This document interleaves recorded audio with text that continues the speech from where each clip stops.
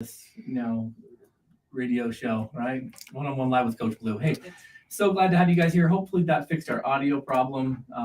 We keep adding stuff to this show, and sometimes you get the little gremlins in there. So, nonetheless, Coach Blu Robinson here, mental health therapist, addiction counselor, with the co-host Marissa Robinson, who is also the athletic director and recreational therapist. Yes, I am. And by the time that I think you guys are able to invest a little bit of attention to this, you're going to be experts in addiction recovery, mental health awareness, you name it. We have a lot of resources available for you, and we'd love for you to jump onto our website, addict2athlete.org, and check out some of our content on there. You spent a lot of time plugging in lots of stuff free of charge, mind you, on the website. Yes. Backlog podcasts. We've got some awesome blogs. We're putting a lot of blog stuff on there now. Blogs. We have a whole page just for family members of addicts with blogs and podcasts on those. And we have a new certified recovery coach of ours, Dee Loesch, who is a mother who struggled with, a child with addiction, and she has started to help us out with some blog posts. So you have to get on there and check them out. They're good. So, with that being said, listeners, what I'd love to do is open up a little bit of dialogue with you. And if you want to jump on and maybe, ask some questions, you can do that through whatever social media link you are. Facebook is the fastest. And Marissa, before we dive into today's topic, let's talk a little bit about who our champions are, who are part of our Patreon program. These are you who have decided to support this podcast by helping us get out a little bit further by jumping on patreon.com/addictoathlete and getting all of our bonus content, allowing you to receive some perks, some bonuses, and some features like t-shirts and all kinds of fun stuff that we've been shipping out quite fervently. Yeah. So who can we thank here on our Patreon subscriber list? All right, our Patreons, we want to thank, we'll start at the top this time with our champion level subscribers. That's the Robinson family, Ron and Dee Loesch. Thank you to our champions. The pro level, Andrew Baird and Gary Thurston. Our rookies, Sione and Mary Inuk, Sherry Polson, Earl Dyer, and Wendell Wood. Thank you, rookies. And our super fans, we have Karen Hardy, Steve Riggs, Tracy Whitby, Jerem living in Brazil Thurston, Tara Butson, Holly Davies, Scott Foster, Brett Frew, Chris Williams, Sensei KP, Patrick Forsyth, Brock Ellerman, and we have a new Patreon, Christy Case. Christy Case, yeah. Thank you all so much for all the support that you're giving us. It really, truly does help us get this podcast out further. And I love the Patreon platform, Marissa, because it's like, we are a 501c3 nonprofit, and so we love donations, but I love this because it's like we're giving you something back, giving you some value. And we'll have a new Patreon episode coming up toward the end of this week, so stay tuned, all you guys. And thanks from the bottom of our hearts. Yes. Listeners, before we lost our audio, I was taking a little bit of a dive into today's topic. Now, last night, if you haven't had an opportunity, we'd love for you to jump on and listen to the home-based meeting that was last night. For the first time in history, our newest Patreon subscriber, Christy Case, who's also my sister, she's been attending for a few times, and she didn't know what was going to happen. We pulled her up on stage here and helped explain the cycle of addiction. Yeah. And this can be kind of a scary thing, because when you're pulling back the curtain to see what the wizard's doing behind there, sometimes it's kind of scary and it's kind of embarrassing and sometimes kind of overwhelming. And the neatest thing that I watched was how eloquently she was able to just come up and completely had no clue what we were doing. Yeah, she was not told beforehand. And help me describe to all the participants in last night's meeting how the cycle of addiction continues. It'd be too hard to do this over audio, so I want you to go back there and watch it. You can kind of see how this genogram that we do to kind of identify problematic cycles, how they establish and how you break them. Marriage, children, divorces, and addictions. Mm-hmm. And it was a phenomenal meeting in being able to talk about family systems. Gotcha. So, as we're looking at this, I was kind of, I think enamored a little bit by this concept of emotional intimacy. And, as you're looking at some of the baselines of how we develop this physical intimacy, this emotional intimacy, the emotional intimacy has to come first, right? Yeah. And, as we talk about this, listeners, there's some interesting, I think, parts of how difficult and challenging it can be when we're trying to peel back the layers. Because typically, when you have a spouse that struggles with mental health or addiction or even some personality disorders, the physical intimacy is usually the first one to kind of be put on the sidelines. Yeah. And that is due to the emotional intimacy that's not being able to take hold again. Marissa, as we dive into this, emotional intimacy is that closeness that you experience within a relationship. You feel supported. You're personally growing with one another. It's that safe, environment to share thoughts and concerns. Feeling trust, being able to talk. Yeah. And it can build on the spirituality of your relationship, the physicality of the relationship. Why is it so important that we talk about physical intimacy versus emotional intimacy? And specifically, how come that's the platform? Like, a lot of people don't understand this, that, it's going to be hard to rebuild the emotional intimacy after some heavy-rooted family troubles. Yeah. So obviously physical intimacy is pretty quick and easy to create, to keep going with most people that are, interested in each other and that like each other. It's emotional intimacy that's harder. It's scarier. In most situations too, as you get to know somebody, everyone wants to put their best foot forward. So they are going to only show the best part of themselves. And in doing so, most people end up hiding things that they don't want people to see. And the more they hide it, the more it just stays hidden. And they really struggle with some of that. And being able to open up and talk to each other, which usually should come with time. If you keep it hidden too long, it doesn't come, and then it comes out somewhere, and then all of a sudden the other partner is feeling lied to. They're feeling like they've been stuck and hidden from something, and what's wrong with the real picture, because I didn't know what I was getting into. Yeah, and I think, listeners, the interesting thing about this is we've talked about this many times. So there's a theorist out there that I'd love to discuss. It's Eric Erickson, and he developed these stages of development from age 0 to the day that we cash in our chips. And there's a very interesting stage that happens right after the crucial teenage years.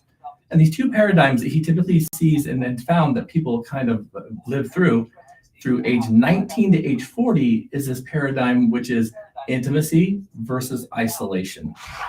Now, for the sake of time, and I'd love, and those of you on Patreon, you guys can get on and listen to this very deep and detailed episode that we talk about Eric Erickson's stages of development. Yeah. But when you're coming out of your teenage years, you go through this thing of identity versus role confusion. So, teenage age 13 to 19, those are some interesting years. Either you have a general sense on who you are, you're starting to understand where you stand and how you fit in the world, or you're kind of role confused. And a lot of times that's when addiction really takes hold. And so it's obvious that if teenage years were rocky, and even if before that life was rocky, by the time you get into a position by which you can start building relationships, maybe finding a spouse, maybe finding a partner, if the paradigms have shifted, you may tend to isolate. Now, you can be married and have families and still isolate. True or false? Oh, absolutely. What would that look like? 8 million people in the world, and there's, I would say, quite a high percentage that believe that they're alone. And that's really difficult to say you're alone when there's 8 million people, or billion people in the world. But it's where you just don't feel connected. It doesn't matter if you're living in the same house, you just start maybe feeling like roommates, or somebody passing and going at the same, different times, and you just start, being more closed off. Yep, absolutely. So if you're feeling that way, and you're doing your best, but maybe there's an addiction that has plagued it. Maybe it's pornography, maybe it's spending, fill in the blank.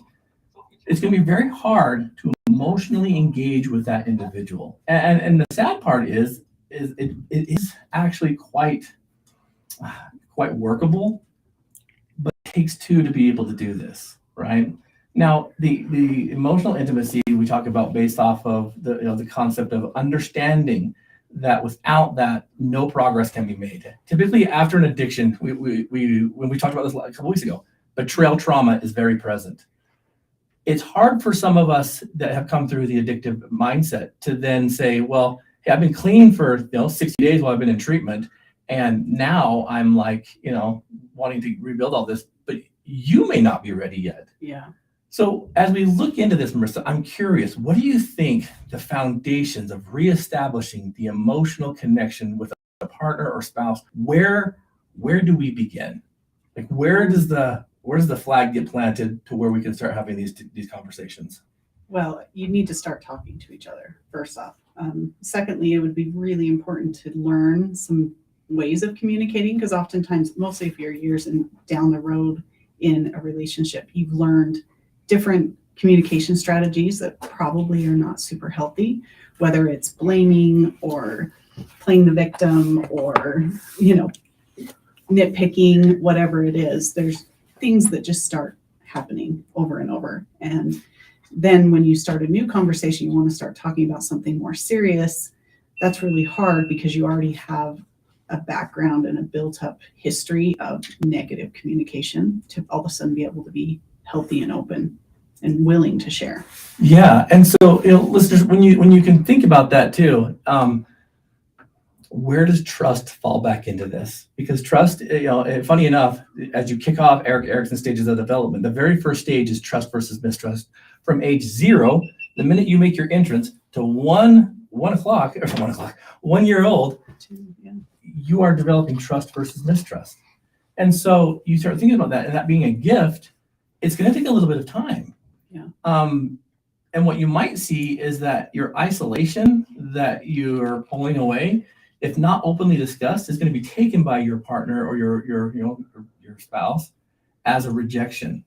So we have to have these open conversations about what this looks like. Now, I bumped into several people that have really struggled being open and honest with their spouse about the things that are on their heart. Now, the most challenging thing that we have to discuss as married couples, you know what it is? It's not finances. No. It's about your relationship. It's about the things that bring you together. It's when the taboo topics like sex and these mutual investments stop being conversed about, and it becomes more task oriented than it does like this connecting or bonding, and we drift away. Yeah. Why do you think it's so hard for individuals, Marissa, to really get engaged with the conversation of physical intimacy when really they need to be talking about the emotional intimacy? I think a lot of it is basis of communication and being able to listen correctly, being able to be open and not feel attacked or the other person attacking. And so then somebody's on the defense rather than we're having a search talk kind of conversation. We're asking questions, we're being open to the feedback and willing to hear it, even if it does hurt. Mm-hmm. Absolutely. It's important to talk to your spouse or your partner about emotional intimacy, because really being able to balance the understanding of which emotion goes where is going to be healthy for you out there to really dive deep. Now, there's a list of things that I like to go over with clients that I work with when they come in together about how connected do they feel on a scale of 1 to 10, right? Yeah. And so the first question would be how do you define emotional intimacy? And once they define it, I'm like, do you find yourself engaging in that, or do you feel like it's completely dead? And they'll say, I'll 9 times out of 10, or 1 time out of 10. Yeah. And what we're trying to do here is to kind of reestablish that mutual investment and engagement. Now, we have a listener that's asking a very good question. What about self-sabotage? Self-sabotage in relationship building is very interesting to me.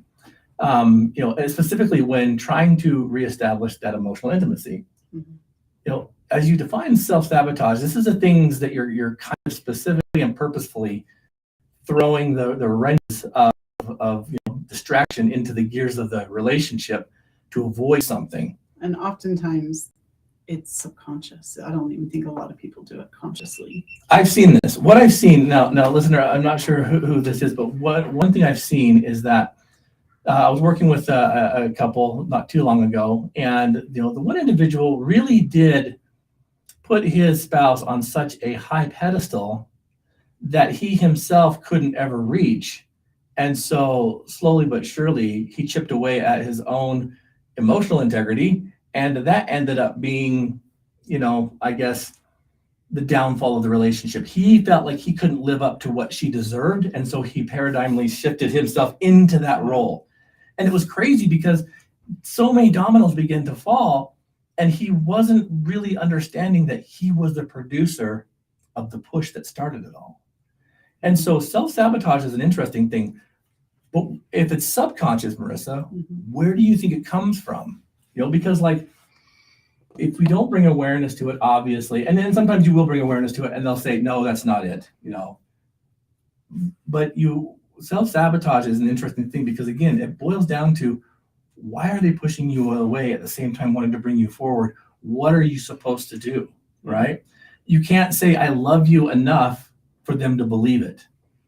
You know what I'm saying? And I've seen this in quite a few relationships. It's like this, listeners, self-sabotaging. Here we go. Marissa, how do you know that I love you? I love asking all my clients this. How do you know? I feel it. The way you treat me, the way things you say, things you do that just come naturally without trying to like buy me a gift on a, Valentine's. That's not, it's the things outside of like my birthday and Christmas, of things that you do that show me you love me. Absolutely. How do I know you love me? Yeah. Well, first of all, look around, right? You have supported me in so many of these wild dreams, and not only supported me, like actively engaged in it. This whole program runs off of your heartbeat, because you've allowed me to expand, and you've brought to the table like a whole different path and investment. So it shows me that my endeavors, my dreams can become yours and vice versa. Now, if we were doing a self-sabotaging thing, would that be hard to answer? Yeah. Because what would you be focusing on? You'd be focusing on the things that I'm not doing. You'd be focusing on maybe like I know you've got potential and I'd love for you to step up and we would really love you to do this with the family. See, self-sabotaging is one of these things too, where it boils down to that value question. How much does that person feel like they're worth inside of your eyes? Yeah. And what is it? Have there been any kind of, nets that were cast out there that kind of wrapped around and gathered like the bad things, and that's what they're kind of used to? They're waiting for that other shoe to fall, and so they will put it in their path before you do. And if so, listener, why? I think it does. It comes often from internal thoughts that partner has, whether it's I'm not worthy of this other person or I'm not good enough. And so that's where sometimes the subconscious creates the I'm not good enough to have a good relationship, or I'm not good enough to be sober and deserve a better life than this. I'm used to where it is and just settling for whatever it is, that you just start giving up, and you create, what we think about, we bring about. Like, this is a very well-known thing. And if you always have negative thoughts about failures or, just you're not worthy of anything, you will bring about that, whether that's consciously or subconsciously, by actions, by the way you react to situations, the way you, maybe not even believing in yourself to be able to be successful in certain endeavors in your life. What about relationships by which one of the spouses feels as though they are less than, and therefore they pick out parts of the other spouse to try and validate what they're feeling? Meaning like, you know what, like, why would you choose me? I'm such a loser. You must be, having an affair, or you must be talking to other people, and kind of pushing them into that, uncomfortable position of trying to explain themselves when they have nothing to hide. Yeah. That needs to be addressed ASAP, because listeners, I don't care who you are, okay, you do not own that other person. Marissa and I talk about this quite frequently. We talk about how there's a difference between meeting someone and wanting to be with someone. Yeah. I don't think there's anyone that wants to be in a relationship by which they are constantly accused of, stepping out or being unfaithful, when there's zero evidence of it, and it's coming from your own, I guess, emotional, like what, the stress. Yeah.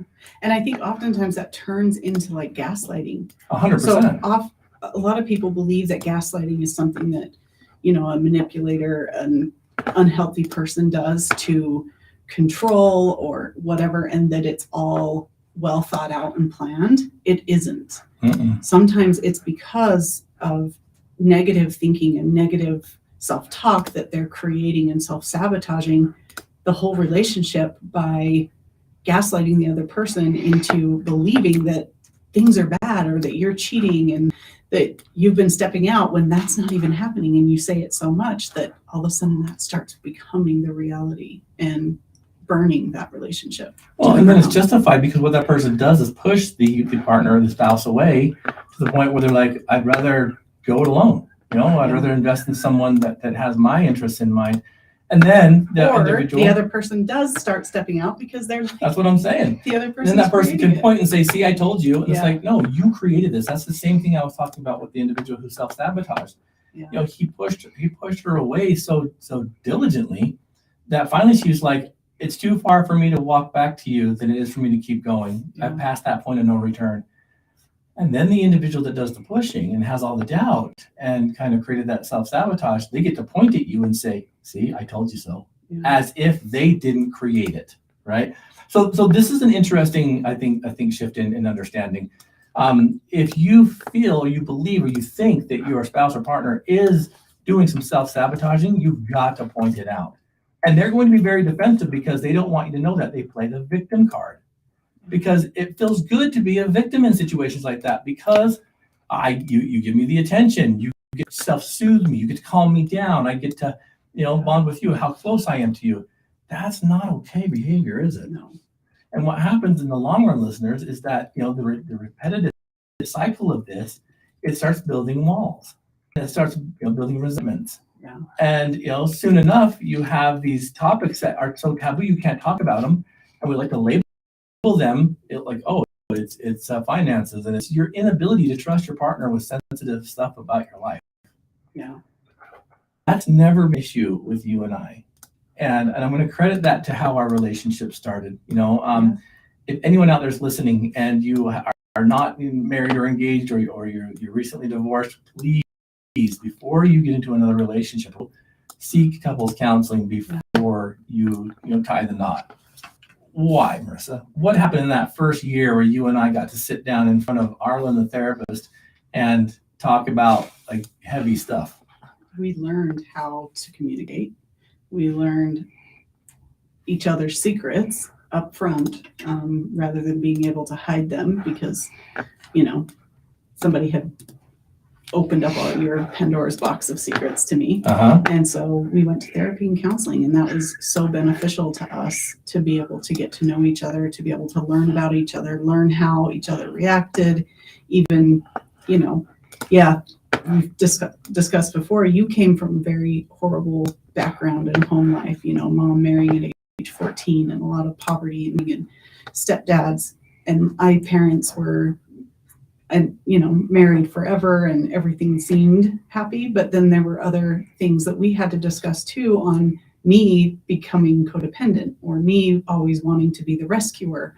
And so we were able to see each other's negative attributes and discuss and work on them before we even got married. Now, all you out there who are in situations that I was, where I felt like I was the one behind the curve, because I put myself there, I had to take responsibility for that stuff. I had to own the stuff that I was responsible for. There could be no blame shifting.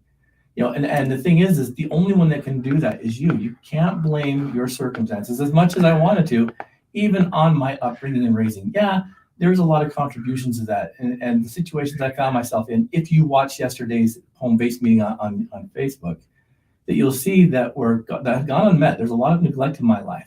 Yeah. But that still doesn't give me the right to carry on that turbulence into a new relationship and to bring the people that I potentially love and could create life with down with me.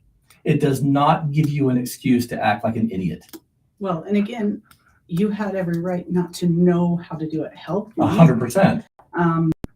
But that's where it's not healthy that you seek outside help to get it addressed rather than jumping into a relationship. Yeah, a lot of times those potential risks come from individuals who have very low self-worth, self-esteem, understanding, and they're afraid to talk about it. Addressing your own self first is going to be the biggest key before we even get to these unhealthy relationships or not being able to have Well, think emotional about it. intimacy. He had me come and meet with him for quite a while. When I told him that I was taking that next step to ask you for marriage, he about choked. And he's like, well, you better bring her in. And I was nervous to bring you into therapy because I'm like, she's going to know everything. And you already kind of had at that point, but like everything. But you listeners, the neatest thing was I got to sit and listen to you talk about the struggles you had. Yeah. And like, wait a minute, I'm thinking you're Miss Perfect.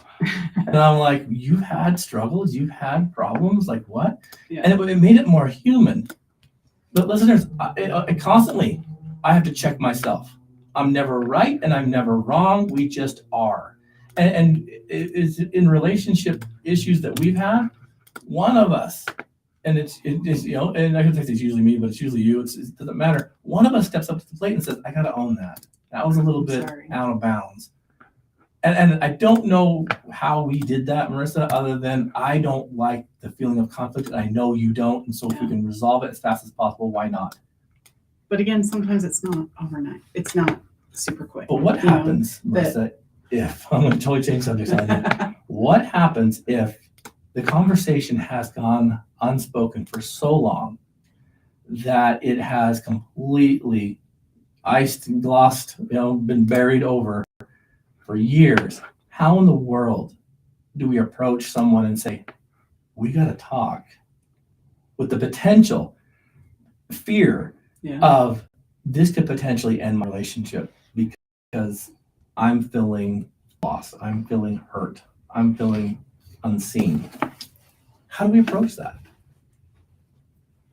You've got to ask. Or do we just settle? What do we do? No, you have to talk about it, because if not, it will create problems. It will cause a destruction of a marriage or a relationship. It could be friends, it could be coworkers, whatever. You've got to be able to talk about it. And so you have to be able to say, I've got some serious things to discuss, and when do you feel open and ready? We need, we've got to talk about some stuff. And the other person being willing to listen and be open to, sometimes, if you've been hurt over and over and over and you're finally ready to share and say that, and the other person's like, well, I've done better, I'm being better, move on.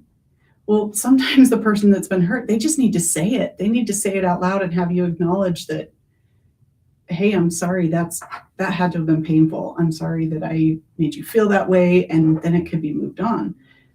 But the other part too is not continuing to bring it up. So if you do discuss it and you guys talk about it and the other person apologizes, that 2 months later you're having another discussion, another problem, that you're like, but you always do this. The always and every single time, when you use those wraparound terms, you're going to put the other person on the defense every time. Yeah. Because they're thinking, I don't every single time.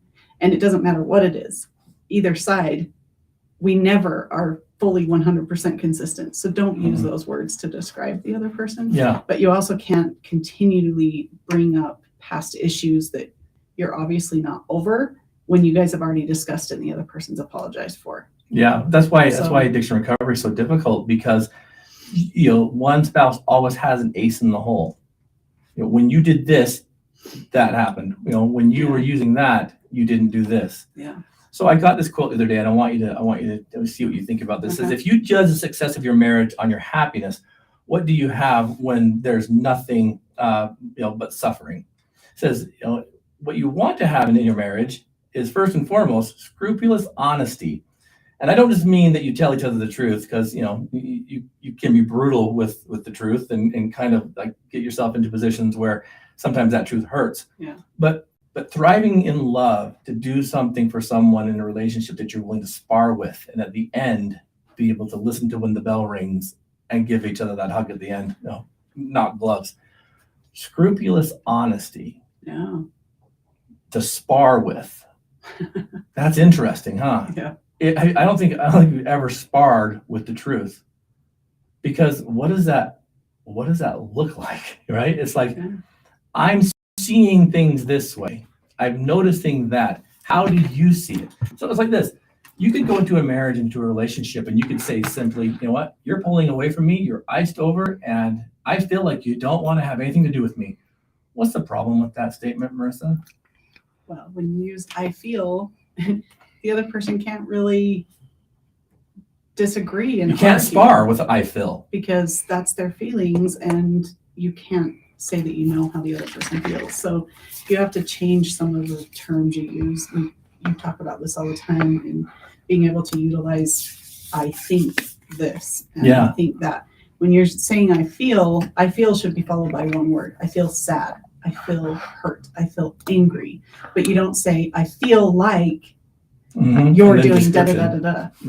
That's a thought. And that also then turns to the next section, which means you're going to have to work on conflict resolution. You're going to have to maybe disagree and then debate and discuss and work together. Yeah. And maybe come up with, some meeting middle somewhere. And that takes time and effort and sometimes trust. You sometimes feel like you're failing the disagreement, and you have to be okay with that and open to what the other person's saying.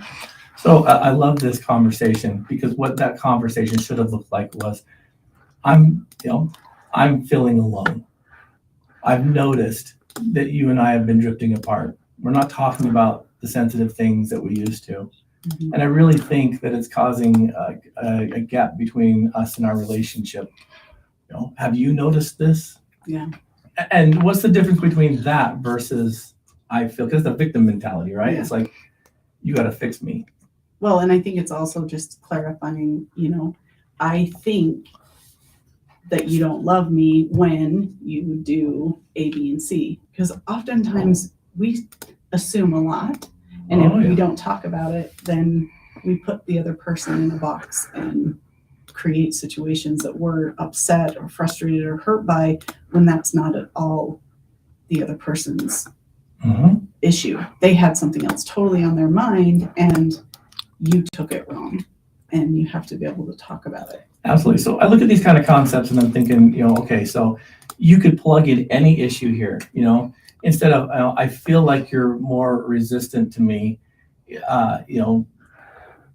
it's got to be, I've noticed that there's a gap in our relationship. I've noticed that we're not connecting like we used to. When you come home and just go down and start playing video games and don't check in with me and we talk, I start to think that you don't love me, or you're upset, and I feel hurt because I'm disconnected from you. That's perfect. And in a situation like that, if you're the person coming home and just going straight to video games, your perspective may be, I just had a long, busy day at work, and me being able to do that helps me decompress. It helps me calm down and relax, and then I can come and connect and talk to you on a more healthy, lovable level. But if we don't discuss that, I'm resentful because you're just playing video games and you don't talk to me and you ignore me, and you're so I react a certain way, and then you're upset and react, and then we just have a giant mess. We have a giant mess. Absolutely. It's those same things, when men get caught up in pornography and they're so afraid to talk to their spouse about it, because I don't think you understand how to talk about it. Yeah. And now the thing I want you to understand is I've pushed communication quite a bit, but I also heard this, and I want your opinion on it. It says better communication is not going to save your relationship, which is kind of contrary to what I've been teaching. It says, if you fight over the same thing over and over and don't know how to get that problem solving mindset, it's not that you have a problem with communication, it's you have unresolved childhood trauma. I got thinking, wow, that's pretty interesting. This is why most couples therapy or pop relationship advice doesn't work. They're trying to chip away at the very top surface of the iceberg when over 80% of it is submerged under the surface. Yeah. Our nervous system and our subconscious is one example that people might feel alone or unseen or unheard, and they'll feel suffocated or controlled or criticized. One person can't relax while the conflict is immediately resolved, and the other person can't relax until they solve the conflict. So you have this constant battle back and forth. If you sit with it long enough, you'll see these pains go away back, to where you even met. And it says, but if you think this is going to be like a hamster wheel forever, It will be. You've got to understand that it's your job to help that person feel safe in your presence and be willing to allow you in. And the only way that's going to happen is if you guys can have some core communication about what the issue truly is. This is why I say right from the start, this is why you need individual therapy. Everybody, I think everybody would benefit from it if they have a good therapist, because our relationships and our interactions with the whole world around us often come from childhood experiences that we have ingrained inside ourselves. And so if you don't learn what those things are and learn how you react or, connect or disconnect from certain situations, then there's not going to be any way you can work on the other part. So you work on yourself, you work on your self-awareness, because if you're being, offensive or feeling rejected from a certain thing, but it's something from a past issue, it doesn't matter what your spouse does. You're always going to feel rejected because of what they do. So until you understand where that rejection comes from and how to talk about it, how to dissect it a little bit and have some self-awareness that, hey, this is what it is, rather than I'm just hurt, or instead of putting on the other person, you're ignoring me. Let's focus on what I'm feeling and why I'm feeling that way, and then being able to talk about it. We think it's our partner's job to see the pains that we have and help us feel whole again. And it's not. It wasn't your job to find out what hurt within me. I had to find that myself. And then I had to be willing to share that with you. And you were willing to listen to it and to say, and you said this from day one, like, I'll support you, but I'm not going to do it for you. And I never really understood what that meant for the longest time, because I'm like, what could you really do for me? But I've seen this in other relationships where they try to make it better by coddling and by not allowing them to feel the full measure of what they experience, because realistically, it'd be like me running a marathon for you, and then you're wearing the medal and being like, well, it wasn't earned. Does that make sense? Yeah. So listeners, this is a touchy subject, and we just barely scratched the surface. But before you can have any kind of engagement, you have to have emotional security. You've got to have emotional sensitivity. You've got to get to that spot where you can feel as though that emotional intimacy is present. If not, nothing will change. Feeling safe and being able to share what's really feeling inside. But you've got to have connection and understanding with yourself and some of that self-awareness so that you can even share what it is you're feeling and where it may be coming from. Yeah. And oddly enough, there will be some out there that will refuse to change. And then you have to make a decision, do I sit here or do I move forward? Yeah. I talk about this all the time. It's the joke about like the guy who was painting lines on the road for probation, and the probation officer takes him out with a bucket of paint. Says, "Okay, go for it." And this guy, he crushes like 5 miles worth of lines in the middle of the road, like Lightning McQueen type thing, right? Yeah. Probation officer picks him up. 5 miles, you're doing great. And he's like, "Yeah, I feel great. I think I'm gonna get this done." Next day, he drops him off, right? And he gets like 2 miles. And the cop's like, "Well, that's not as good as the first day, but well done." Good. Third day, he gets like, half mile done. And the cop's like, "Dude, the first day, 5 miles, second day, 2 miles, now a half mile, what's wrong?" He's like, "Dude, you don't understand. That paint bucket's getting further and further away." And I love that analogy, because there's going to be a part in your relationships that if you don't go with that person, there's going to become a time where it will be longer for them to go back and get you than to keep going. And it is not their job to tag you along, to drag you along. You've got to stay with them. So let that be a little bit of a metaphor for you, right? Yeah. When did that guy ever finish? Move the paint bucket. Yeah, take it with you. Move with it. Nonetheless, listeners, thank you so much for listening. We love your support. Continue to check out addictathlete.org for information pertaining to the podcast, Backlog Podcast, all of our blogs, tons of content, our meetings. Shoot, even our certified program is on there. Check it and get you as a team captain and coach out there in your community, so you can start one of these chapters to help really do what we do best, and that's to turn your mess into a very